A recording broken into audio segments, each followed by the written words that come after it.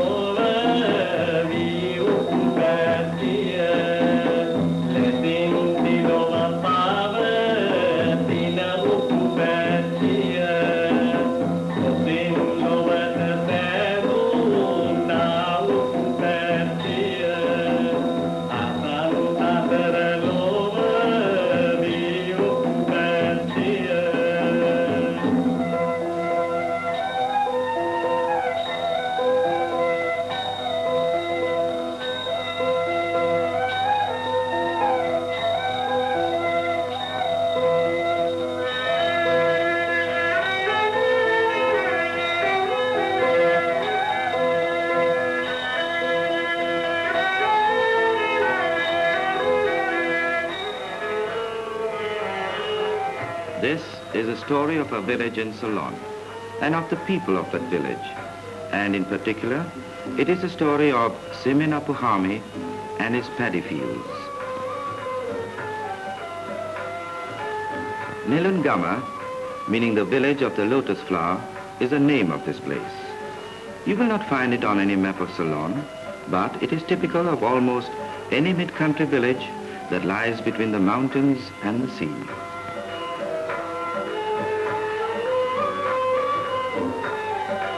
Apuhami, going home, passes the shrine under the bo tree, where people offer flowers to the memory of the Buddha, the teacher, the enlightened one.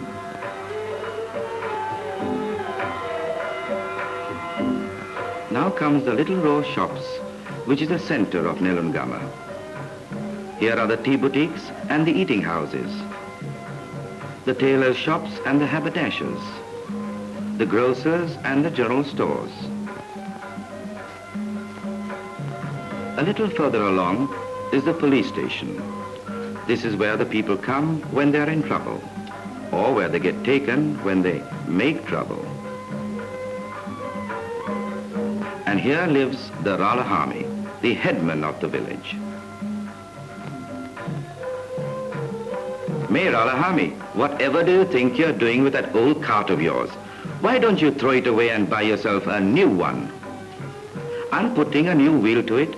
Can't you see, Apuhami, I'm not a wasteful one like others in this village? Cha, much better to get yourself another cart, I should say. I wouldn't like to risk my neck in an old thing like that. What nonsense. You young people should learn to be careful and save money. With a new wheel, it'll last out my lifetime. You'll see.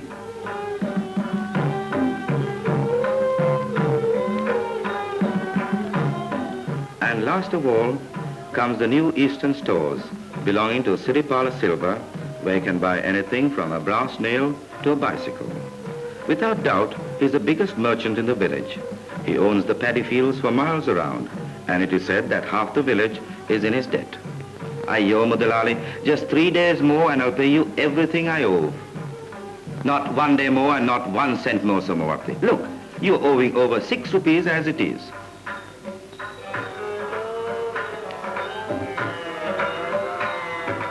These are some of the familiar scenes that Apuhami passes on his way home from the fields, until he comes at last to the house where he lives with his wife Menika and their children, Rani the eldest and little Anula.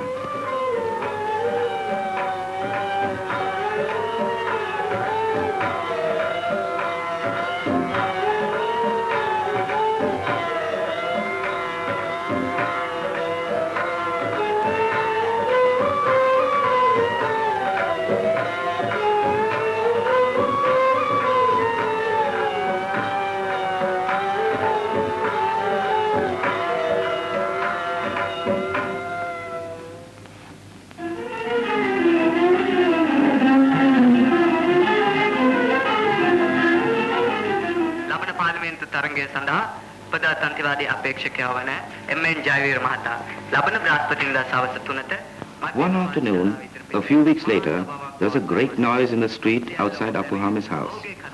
And when they all came out to discover the cause of it, they saw there a car with posters and loudspeakers, and a man speaking into a mouthpiece so that his voice was magnified for all to hear. People of Nelungama, Listen well. In connection with the forthcoming parliamentary elections, Mr. M.N. Jaivira, the Democratic Party candidate, will hold a public meeting outside the central schools at 3 p.m. next Thursday.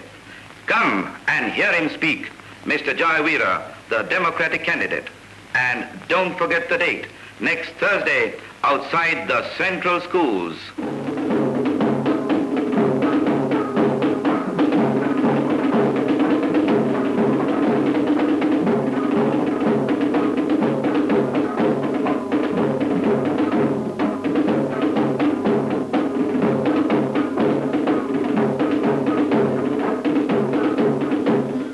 For the next few weeks, the village of Nelungama, like all the towns and villages all over Ceylon, found itself in the grip of election fever.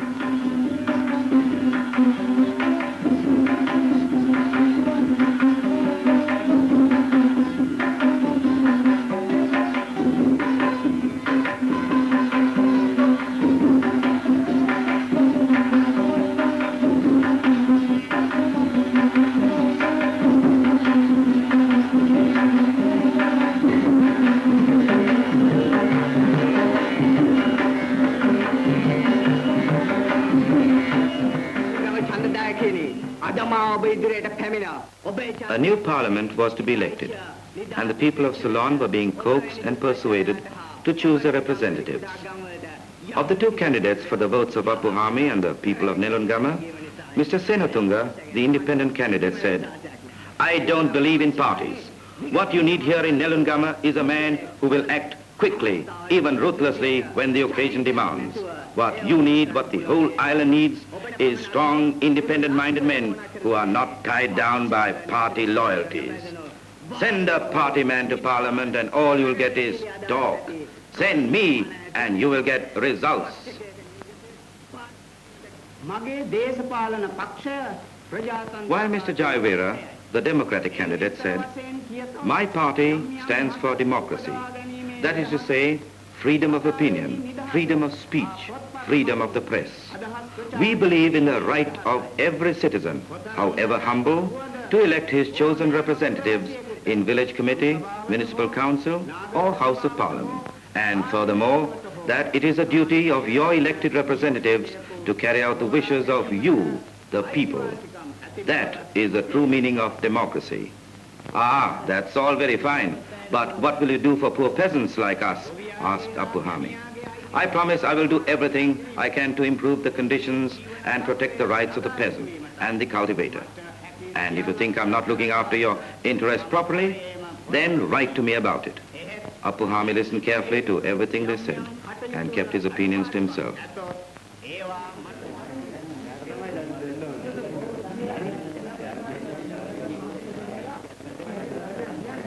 But by the time polling day arrived, he had made up his mind.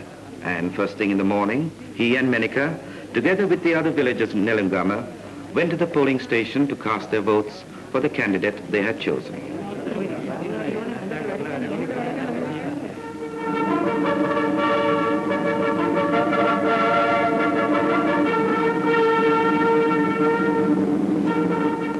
As a result of Apuhami's vote and the votes of all the other citizens of Ceylon, rich or poor, humble or mighty, a new parliament was elected.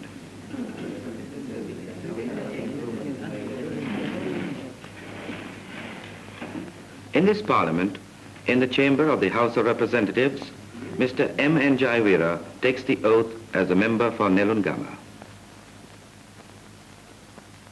"I do solemnly, sincerely and truly declare and affirm that I will be faithful and bear true allegiance to Her Majesty the Queen, her heirs and successors according to law."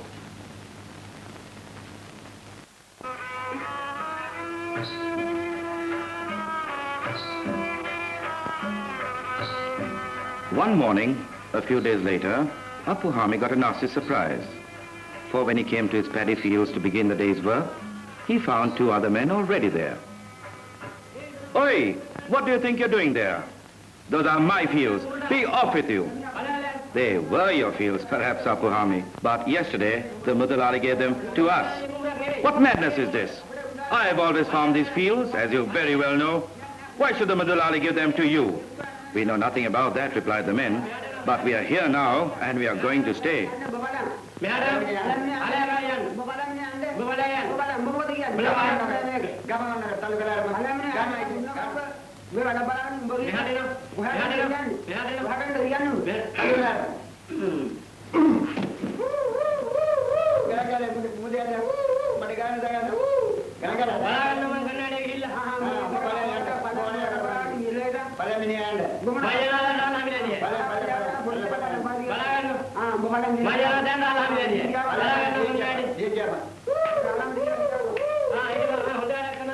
Look out, Apu Hamid, look out. You have made an enemy in the village, and you can probably guess who it is.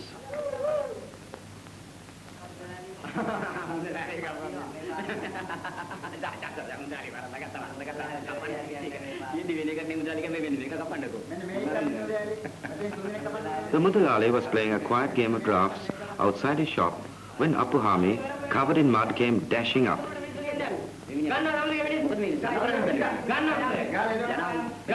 But to all Apu Hamid's angry protests, the mudali turned a deaf ear. What is done, Apu Hamid, is done. Now go away and leave me in peace. You are nothing but a common thief, and I will kill you for this.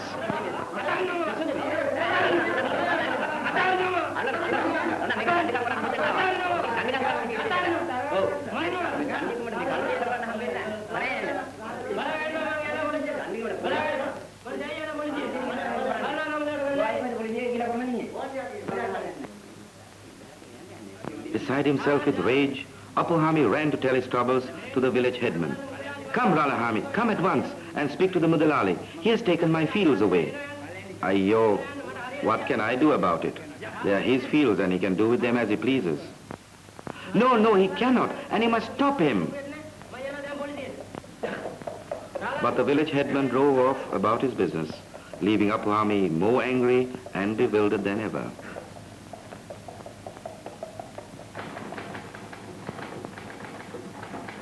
Meanwhile, in Colombo, the Peasant Cultivators Bill is reaching its concluding stages. A select committee of the House, consisting of representatives of all parties, is now considering the final details, and Mr. Jayavira is discussing the clause which deals with the ejectment of tenants from paddy lands. What we want to make certain of here, he is saying, is that no cultivator can be ejected without a full inquiry being held before the proper authority. At this inquiry, both tenant and landlord must be given the opportunity to state their case before proceedings for ejectment can be taken in any court.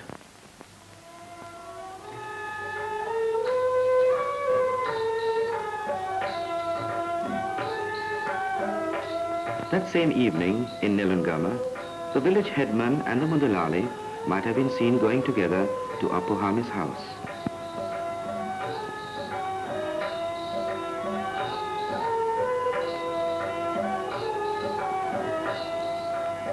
Apu Hamid was tying up his cows for the night when Rani and Anula came to tell him who had called. He was rather surprised at this news, and still more surprised when the village headman told him that the mudali had come to make him an offer.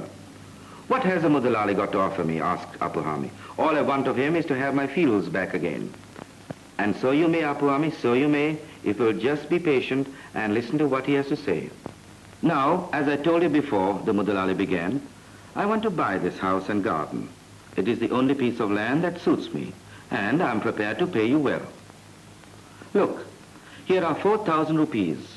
It's double what the place is worth. Now, what do you say to that, Apu Hamid? I say, if that is all you have come about, you're wasting your time and mine. Then the headman appealed to Menika. Menika, let us hear what you have to say about this. So Menika settled down and listened carefully to both sides of the story. Now look, Menika, here are 4,000 rupees for this house. With it, you could buy another house and still have a lot over to put in the savings bank. Yes, it was a lot of money, and Menika was tempted. But still Apu Hamid would have none of it. Now, this is my last offer, said the mudali. See, here are another 500 rupees. Take it, Apu Hamid, take it, they urged him. Then perhaps the mudali will give you back the fields. No, I will not be bullied and bribed. Take your money and get out. What an unreasonable fellow, said the mudali. Whatever can you do with a chap like that?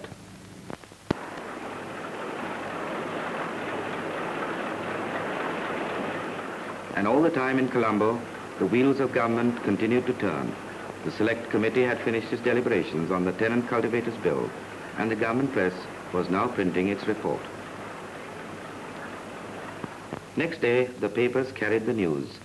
Security of tenant strengthened, said the headlines. Mr. Jayavira, reading this, had good cause to feel gratified. And down in the village of Nelungama, the headman read the same news in his morning paper and hurried round to show it to the mudalali. Look what it says here, mudalali. No one to be ejected from paddy lands without a fair trial. I think you had better give those fields back to Apuhami or there may be trouble. But the mudalali decided instead on quick and drastic action. He would frighten Apuhami into submission before it was too late. Now listen carefully to what I have to say. I want you to go tonight to Apuhami's house. Go very quietly and be sure that no one sees you. Then when you get there...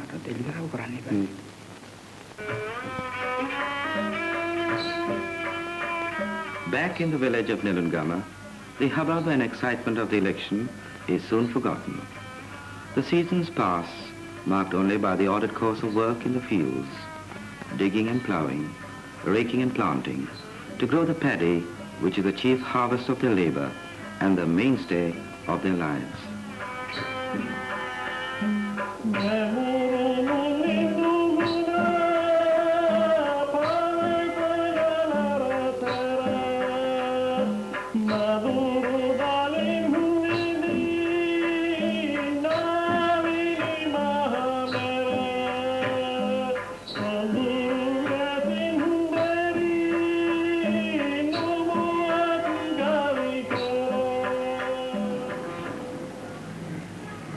While in Colombo, in office and conference room, in parliament and debating chamber, the work of administering the country goes on.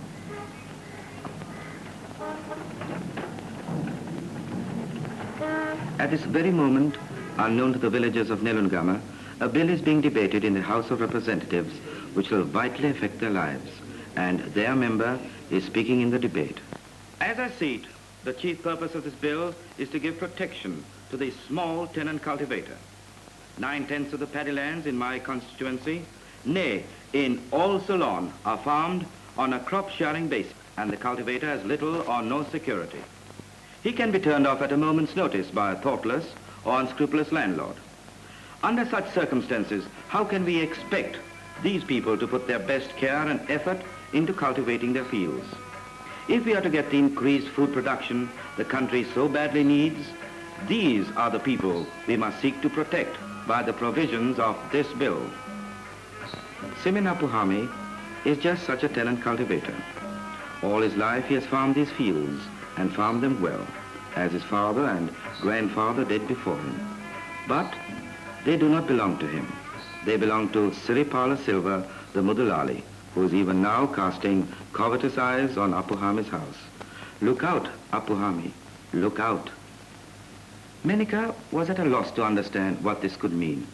The Mudalali with a surveyor and maps and a measuring tape. It was certainly very odd. Menika was puzzled and suspicious.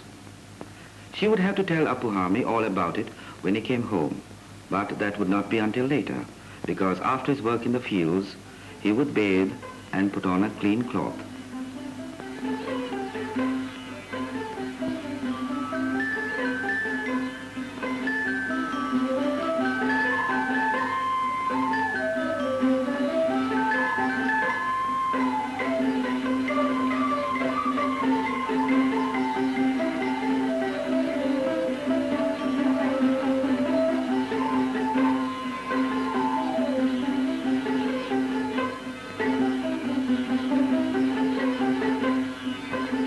Very same evening, as Apuhami was walking down the village street, the Mudalali called out to him, saying that he wanted to speak to him privately. Come, come, he said. Let us go through to the back of the house, where we can sit in comfort and won't be disturbed. අපුවන් දැන් කොහොමද ඉතින් වාඩි වෙනව වාඩි වෙන්න හොඳයි දැන් කොහොමද මේ සරසන්නේ වෙන්නේ කියන්න වරදක් නෑ හොඳයි. As was to be expected, the conversation opened with the usual compliments and pleasantries. A bottle of arak was brought and cigars offered. How is Menika? The mudali asked, and Rani and little Anula. But Apu Hami wondered what the mudali really wanted to say to him. He knew very well that he wouldn't be given the best seat and a glass of arak just to gossip about his family.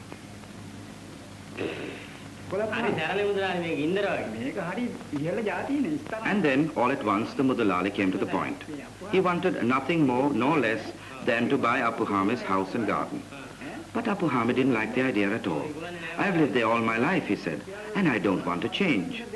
You see, Apu Hami, my business is growing, and I want to build another shop. But again, Apu Hami said, no.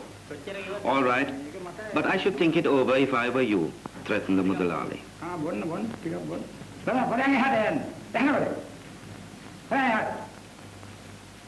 Now listen well, said the mudalali.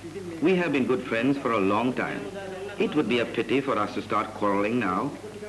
But surely there's nothing to quarrel about, replied Apu Hami, more puzzled than ever.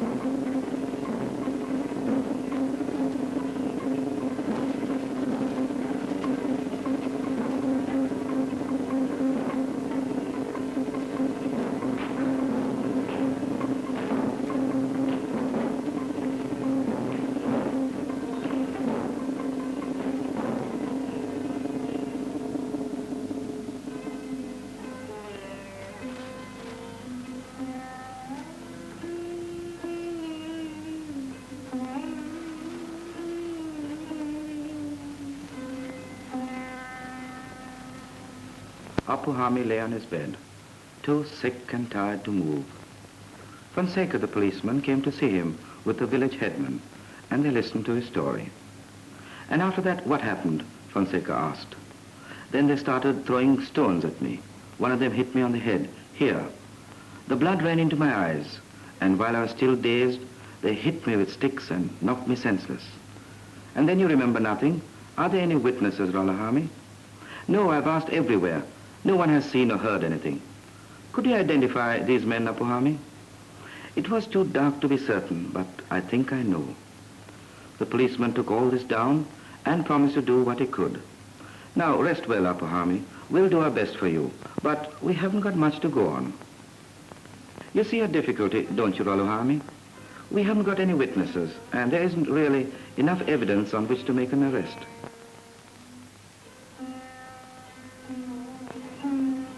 Menika brought her husband bowls of kanji to build up his strength. Drink it, Apuhami, she coaxed him. You must get well again to fight your enemies.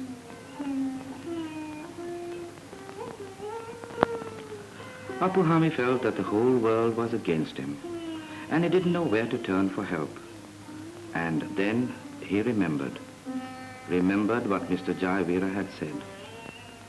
I promise I will do everything I can to protect the rights of the peasant and the cultivator. If you think I'm not looking after your interests properly, then write to me about it. Mr. Jayavira was in the chamber of the house when Apuhami's letter was brought to him. The peasant cultivator's bill was being read for the third time and would soon become law. And here was a letter from one of his own constituents relating to the very issues at point. Most respected and honored sir, it is with great sorrow in my heart that I write this letter. I am in very grievous trouble, and I beg you come at once. My name is Simin Apuhami, and I'm a villager of Nelungama. The mudali persecutes me because I will not do as he wishes. My fields have been taken away from me, my cattle stolen, my garden crops destroyed. And then I remembered what you said when you came here to speak to us. I know, most honored sir, that you will not fail me. Apuhami, now convalescent, was mending the handle of his mammoty. Menika and the children were busy shelling areca nuts when they saw a car draw up in the roadway outside their house, and out stepped Mr. Jayavira. With him were the village headman, Fonseca the policeman, and another man, a stranger who carried a camera. They came down the path and into the courtyard, and after the usual greetings had been exchanged, Mr. Jayavira asked Apuhami to tell him about his troubles. Come with me, sir, and I will show you everything, replied Apuhami. But it is not only the damage I have suffered that worries me. I'm afraid for the safety of my wife and children. Apuhami took them through into the garden and showed them where his cows had been tethered and how the ropes had been cut by the thieves.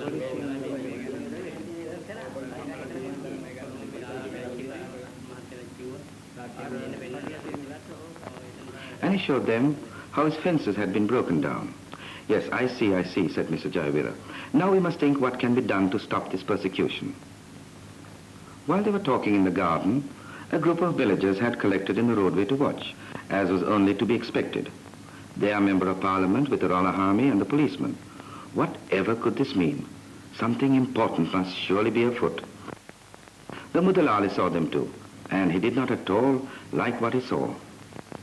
Now, as regards your fields, Apuhami, you need have no fear. We have just passed a bill to protect people like you. But as regards your cattle, what are the police doing to catch the thieves? We are doing what we can, sir, but we can't be everywhere at once. Then you should call for volunteer patrols through your Rural Development Society. But honest, sir, we have no such thing in Nelungama. Then you should form one. It would help you to settle many problems locally. If you will organize it among yourselves, I will gladly come down and launch the society for you. The press photographer at that moment took their picture. And there it was next day in the morning papers, under a headline which read, "Villager victimized. MP inquires into the case." The Mudalali saw this, and he knew at last that his game was up.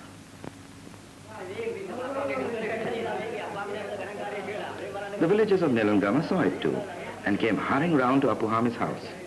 "Hey, Apuhami," they cried, "have you seen this? Your picture in the papers. And look what it says. MP to inquire into your case. You're all right now, Apuhami. You're famous." The good news with them. "That's all very well," said Menika. "But what's the use of being famous if your stomach is empty?" And here was the Mudalali coming to join them.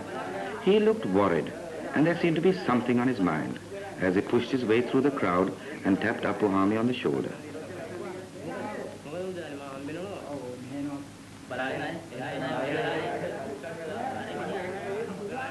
The villagers watched amused as the mudali led Apuhami aside and engaged him in private conversation. Now listen well, Apuhami began. I have been thinking things over, and it is so stupid for you and me to go on quarreling. But it was not I who started it, replied Apuhami. No, I know. It was my fault, I admit that. So I've come to tell you that I found another piece of land for my new shop. But that doesn't give me back my cattle or my fields, does it? Replied Apuhami. Your cattle I know nothing about, but I will try to find them for you. The paddy fields you can have back. Those other men weren't good workers anyhow. I think you would have had to give them back in any case, said Apuhami, laughing. Well now, will you forget what is past, pleaded the mudali. And he offered Apuhami a chew beetle to prove that he really meant what he said.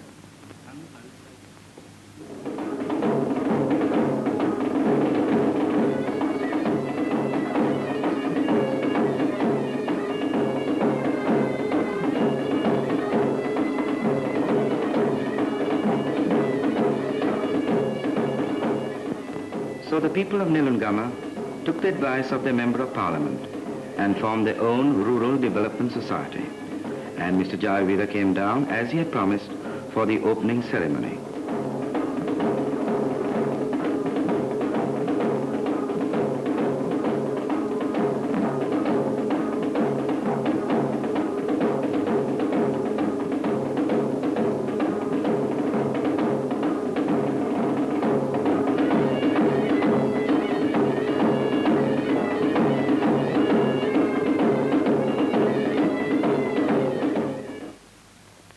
My friends, he said, people of Nelungama, this is a memorable day in the history of your village.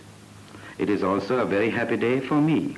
As your elected representative, I feel that nothing could promote the welfare of this village better than the movement we are here to launch today. This society is yours. Its purpose is to teach you to help yourselves. If you do that, then the government on its side will help you. There are no end to the things you can do with a society like this, as other villagers in other parts of Ceylon have already found out for themselves. You can open up new roads or restore old tanks to irrigate your fields. You can make your own playing fields. You can make a bathing pool or a well.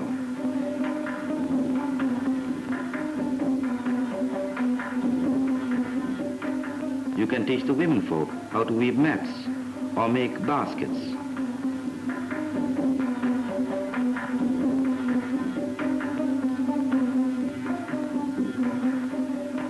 You can organize conciliation boards to settle minor disputes. Or start a free dispensary for the poor and the needy.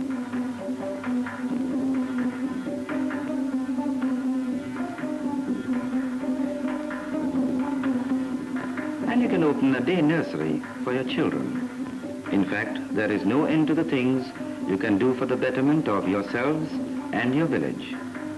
And finally, I appeal to you all to work hard and make this society a success. If you do, then I'm sure you can make Nelungama a better place to live in, both for yourselves and for your children.